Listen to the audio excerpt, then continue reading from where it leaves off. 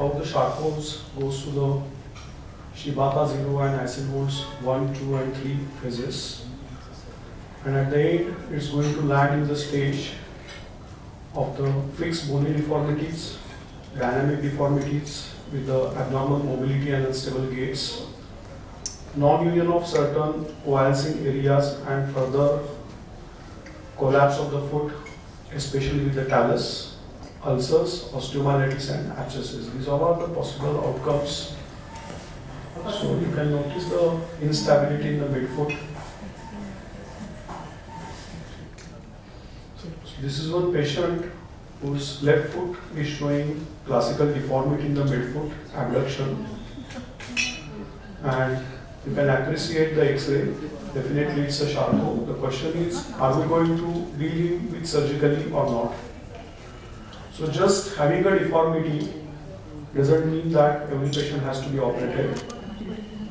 The same patient after 3 months and even after 1 year, 3 months or 15 months, the same X-rays are there. He is maintaining stability, there is no break of the skin, and we don't need to operate every deformed looking foot. The same patient had come to me with the problem on the right side where deformity was gradually progressing and there was a wound on the medial side of the foot. And this is the criteria, you can appreciate that. Everything is distorted and this is going to remain unstable. Instability is going to get increased. Just external bracing is not going to be sufficient and you have to intervene actively and fix this foot. One more criteria that what we have seen is the stability X-rays. One more patient who has got right-sided foot swelling has begun and left-sided plantar callus has appeared. Both-sided X-rays, if you can see that right is not showing any classical sign of Charcot yet, while the left side is showing the broken midfoot. And this is what you see in the dynamic views. So dynamic views are very important to decide whether that foot needs a fixation, because whatever the bracing you do, this bracing is not going to work in these dynamically breaking foots. So what we desire to achieve by the surgical intervention, it's a plantigrade foot, stability, wound should heal, it should remain ulcer-free for a long time, prevention of amputation. So in one line, stable, plantigrade, braceable or a showable foot. General principles of surgeries go like tendo-Achilles lengthening, osteotomies and bumpectomies, bone grafting, stable fixation, choice of an implant, post-operative protocols and rehabilitation. Just shortly we will go through the Brodsky's classification, which tells us about the area of the foot which is involved. Brodsky and Frickberg both are about the position of the Charcot, and today I am going to talk mainly about the zone 2 and zone 3 because zone 4 are comparatively easy to handle, just a CTT nail with a proper dual augmenting plates they would suffice, surgically not very highly challenging. Zone 1 are also there and zone 5 usually present with badly infected calcaneum, and partial calcanectomies is the one which is required. What we need to focus is the 2 and 3 because they are most common and at the same time they are surgically challenging but still they are manageable cases. The Mansura is one more classification from the Egyptian people where they have taken into account of this is quite an unpopular classification and many people don't know, and where they have taken the two simple parameters that how many regions are involved, how much is the stability, how much is the infection, and if more than one zones are involved. So this classification system is what I have shown in the first 2 slides, that is the stability, dynamic instability and the wounds and the infections. So now let's go case by case how we are going to approach. So the same representative case I have taken. This is the X-rays, and when I have the X-ray, the plan is what I want to achieve. So to achieve this target, I have taken one simple random X-ray from the net and I have calculated certain angles that in this patient what we can find is the metatarso-talar angle is around 12 degrees of varus. So templating in the early stages when you are doing Charcot as a new trained surgeon, my patient had 20 degree varus, so plan was to design osteotomy for total 32 degree of varus. if I can achieve 22 degree of varus, only then my foot will be, abduction will be corrected to the normal anatomical position. The crossing of axis, that is the real versus the desired, was 3 cm to distal. It means the deformity is distal to the fora, and when this situation appears, there is going to be an additional translation and angulation. Means translation has going to be occur in addition to the angulation. So this is how my osteotomy planned. I executed, and on paper at least I could achieve the correction of the abduction and closure. Now the difficult part executing on the patient was remaining, correct? So I will discuss it later, because right now we are going stepwise. So first step is the planning. If we are new, or still if you want to, even if you are senior, and if you want to have exactly what you can achieve and how you can achieve the planning on the paper, because you can do it on paper multiple times, not on the patient. Then the surgery will start with the tendo Achilles lengthening. No need to emphasis, because 80% of diabetic foot problems themselves are because of the TA tightening. When in the normal position, the inclination of calcaneum is maintained and your arch is maintained. When tendo Achilles is shortened, one thing is happening is the calcaneum is becoming horizontal, and at the same time forces acting on the midfoot are causing the midfoot break. So we have to start surgery with the tendo Achilles lengthening. The two options of TAL is properly open Z-plasty. This is what I prefer in case of the Charcot, because you need a reasonable lengthening. This is what we usually all do in the minimal tenotomies in the forefoot loading when we are not dealing with the Charcot. Some people prefer the gastrocnemius, is the recession at the myotendinous junction, but I prefer the Z-plasty in patients where the ankle is not going to be sacrificed. So this is how it is done. And in these scenarios where the ankle is going to be fused, I simply cut the tendo Achilles, because once the ankle is fused, there is no role of tendo Achilles. So your surgical time of 10-15 minutes is saved in these patients. So first position is the TA approach. This is what happens after you cut the tendo Achilles or you lengthen the tendo Achilles. The calcaneum, which is horizontal usually in case of the Charcot, now it has again become a vertical calcaneum. So this has to be the first stage of the surgery. Then surgical approaches, now you have to reach the disease zone medially, laterally, or both medial and laterally.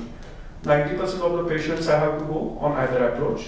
From the medial side, these are the three possible approaches. A is you are taking a curvilinear incision from forefoot into the hindfoot, and this incision you can do better access to calcaneum if your planning is to fix calcaneum to midfoot to the first metatarsal plate. But the problem of this approach is you cannot approach the subtalar joint, because subtalar joint fusion is going to be an important step in the surgery. So initially I used to do this mistake, then I went to incision B, and nowadays as I have changed my modality of fixation, I prefer the C on the medial side, where you are coming a lazy hockey stick shaped incision from the posterior side of the tibia up to the first metatarsal, and this zone is very sensitive. Your posterior tibial artery is present here. So before starting surgery, please mark the position of the posterior tibial artery on skin, because after that you are going to do surgery under tourniquet. Position is going to be supine. Before starting the surgery, it has to be under epidural. Bilateral iliac crest has to be prepared. Bilateral proximal tibia has to be prepared for the adequate bone graft. And if you are suspecting a very void bones, we will see what options we have to keep ready on the table. Once it is done, we are going with the medial bumpectomy, because in the midfoot breakage, what Owen has shown is marked in his bumpectomy. So first surgery will start with the bumpectomy, but don't throw that bone away. Many of the times that bone has a good quality chunk sitting internally. External area only will be sclerosed, and a few bony particles or pieces may be used for the grafting. So this is preparation of the subtalar joint is the next stage. And it has to be really a very extensive preparation. I am using these spine instruments to go into the depth so that all of the area of the subtalar joint is prepared. After preparation of the subtalar joint, you have to distract it. This is the typical hintermans, retractors which are required, because to put your instrument in the deeper plane and to take the cartilage out, and afterwards to fill the bone grafts, you need a good bony voids. Now, after that, we have to go for the calcaneotalar fixation. The next step in the surgery. This topic is surgical algorithm. We have to follow this algorithm. Sometimes I have missed the algorithm and I have landed in the problems.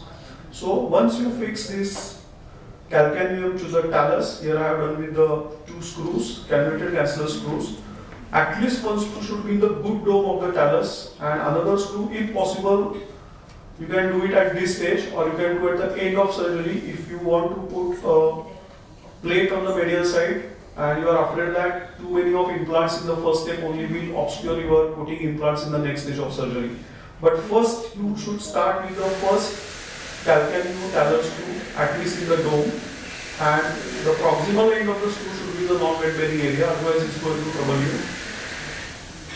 This is a patient where he had this kind of collapsed foot, midfoot was broken, and this was how the calcaneal pitch angle was there, and you can see the midfoot is on the ground. Here while fixation I had the technical difficulties and I had to put the plate first, and after putting the plate I couldn't achieve that much amount of the calcaneotalar fixation which was desired. That's what I said, that first fix the calcaneotalar screw first. But still at the end, here you can appreciate that this bony bump was on the ground and I could achieve where posteriorly the calcaneal tuberosity and entering the metatarsal head, they came into the ground. So this was one of the mistakes which I had done during the surgery. It was a technical problem. So nowadays I avoid that situation.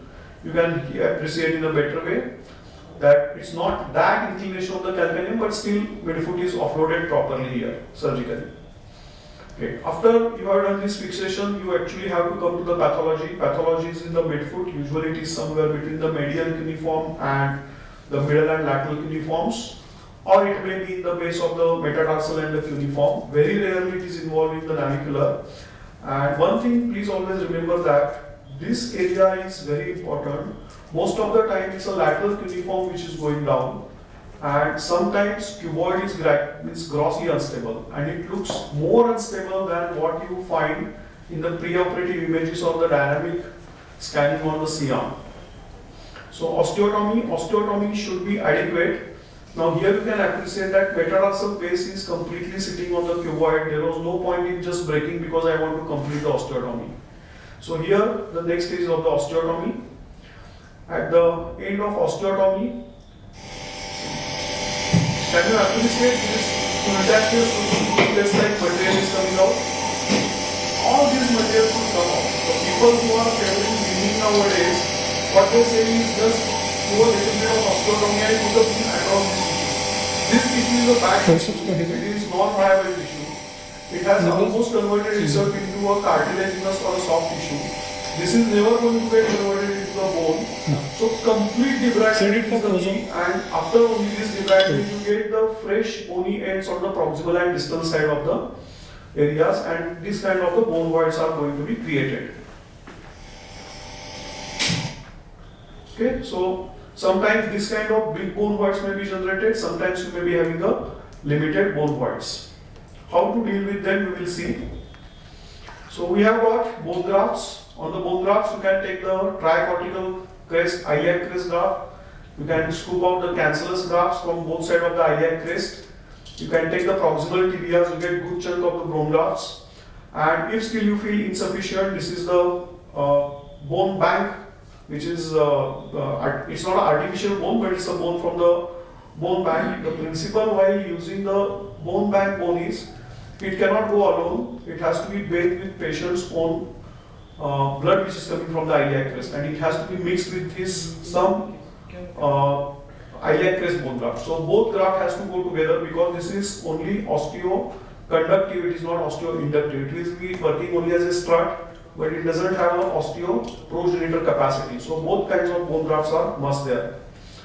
But in certain scenarios, now here you can appreciate that the moment I took the incision, all the pus has come out. Though not foul smelling, it was a long-standing diagnosis, was in a dilemma pre-op and intra-op also, whether it is just a Charcot, whether it is an infected Charcot, it is just subtalar arthrosis. But whatever it is, principles are not going to change. So on table we send it for the microscopy, bacteria we are seeing. So we debrided, but considering such a huge pus, I decided not to put bone graft. I just put the antibiotic coated cement, which is calcium hydroxyapatite, bioabsorbable. If it would have been UK or Europe, they have a cerament. Cerament is a very costly affair. It is not available in India, but that is a antibiotic delivery system. At the same time, it acts as a bone substitute. My bone cement is not bone substitute. It's just going to fill the void for a couple of months, and gradually it is going to get absorbed and it's going to get die up. But it will deliver the antibiotic locally. And we just put a fixator. When you are in doubt, don't try to be a heroic that you don't prefer the internal fixations.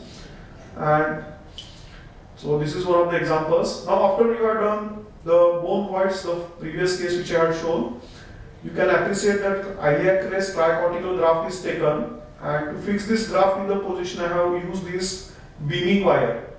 We will talk about the beaming, what's beaming. So bone graft with the temporary fixation, and then we are going to go for the definitive fixation. In definitive fixation, what we have to fix is, first we have fixed our already screw from the calcaneum to the talus, one arm is fixed.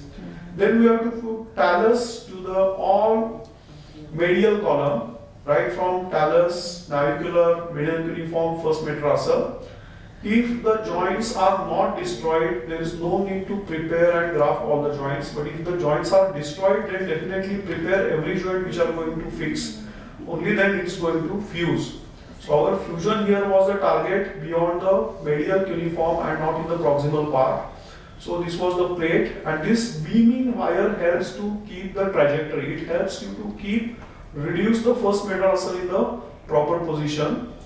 Then third fixation is from the calcaneum into the cuboid on the lateral side of the foot. Here you have got multiple options. If this metatarsal would have been destructed or it would have been loose, I have cut that metatarsal and I would have put calcaneum cubo first or the fifth metatarsal plate as a lateral longitudinal support. Please remember that medial arch is on quite a high and your fixation is going to go high. The lateral side of the arch, longitudinal arch, is quite low and that fixation is going to be the low. So in X-rays sometimes you are going to see that something is coming on the ground, but that what something is coming on the ground is not the bony bump, it can be the fifth ray. So what at the end we have to achieve is this triangle. This triangle is like a hanger, and now you can imagine what will happen if you take a hanger in your hand and dangle on one side. If you push the anterior side, whole hangers will go up. If you push the posterior side, the whole hanger will go anterior. So we have to achieve that foot has to work as the triangle of angle and ankle has to act as the hook of the hanger. Now you can see in this case, here patient had got abduction, and on the lateral X-ray not a gross deformity, but still he has a 18 months of non-healing wound on the plantar side. So what can be the cause?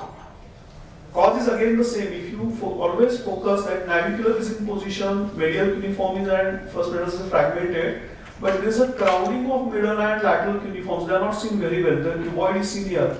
So they both are going down dynamically. They are hitting the ground and they are coming back. So even lateral X-rays, even in the weight bearing X-ray also that is stable. But when you are actually walking and the dynamic forces increases, so it is always the middle cuneiform and the lateral cuneiform. They are the culprits. They are causing the plantar ulcers. If you start reading this deformity X-rays very carefully, you will find that these areas which are sinking down and they are causing the plantar ulcers. So here, as I was suspecting that eroded bony ends on medial side would have been infected, I prefer to fix everything from the lateral side, but the basic principle of fixation of calcaneum to the talus and then into the, that is the midfoot to hindfoot to the upper hindfoot. And this is what is result after 2 years follow-up. Patient is walking. He had a very interesting scenario on the left side. We will discuss in some other meeting. So just 3 minutes. No, yeah, fine. Okay. So this is a triangle of stability. Calcaneotalar is the lower hindfoot to upper hindfoot. Talo to first ray, that is upper hindfoot to the midfoot. And calcaneocuboid is the midfoot to lower hindfoot.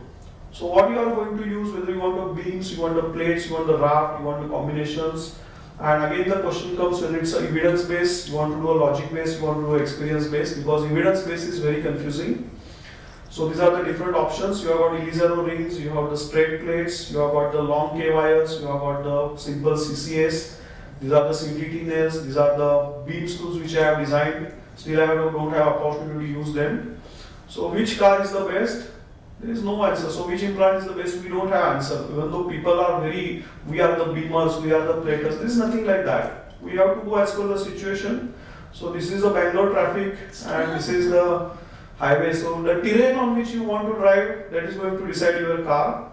So this is the beaming principle, where it's an intramedullary. I can achieve the same principle with a very long thick K wires when there is a suspected infection, and additionally I can support it with the external fixator that compress medially, distract laterally. That was the principle used in this patient. Then these are the wraps which are extramedullary. Super constructs are combining the principle of different implants and basically stabilizing, going well beyond the zone of injury. Zone of injury is a midfoot or hindfoot, go beyond that. And stage procedure in infection, so medially discharging wound, such a bad looking X-ray, ghastly X-ray. But I debrided, I had a big void, used the artificial, not the bone, not the bone substitute, but the bone bank, and simple K wires, no fancy implants. The wound got stabilized, everything was stable. After that, we put this against definitive fixation, foot got stable. And when surgeon feels egoistic, HbA1c does his role. HbA1c is 13.5. Again reinfected, I have to remove all the implants. But as per yesterday's report, this patient is from Solapur. Patient is doing well, he is walking, he is having a stability. So this is how the things go. Now the same patient which I have shown previously as a lateral column plating, are there not complications? Yes, definitely there are the complications. This is going to get exposed. After the exposure of this implant was removed. All the implants removed, whether it's a time to celebrate, but please see here, Pawan has already said that sometimes disease is going to hit you back and reactivation of the Charcot more proximally. So when it's the active Charcot, again go back to the basic principle, go to the TCC, means total contact cast, no need to fix surgically. The only indication of acute Charcot fixation is around the ankle when you want to maintain the length, otherwise they will become unstable. So span is the fixator, scan is the scanning, and then plan and then operate. So give adequate time. But in rest of the positions in acute Charcot, don't operate on these patients. Few centers are doing, and at 255 days he is doing very well. So this was the case I have already shown you, and this is how it has fused very well without doing anything. It has fused. So at the end, I just would like to say, please don't forget me. I am tougher than Charcot, and you know what is this. Yes, what are these? The autoimmune ulcers. So once we all should feel lucky that we are diabetic foot surgeons, but as you start giving results to diabetic foot wounds, these autoimmune wounds are going to come to you, and take my word, you feel diabetic foot is no challenge or a zero challenge cases when the autoimmune cases start coming to you. Thank you. Thank you.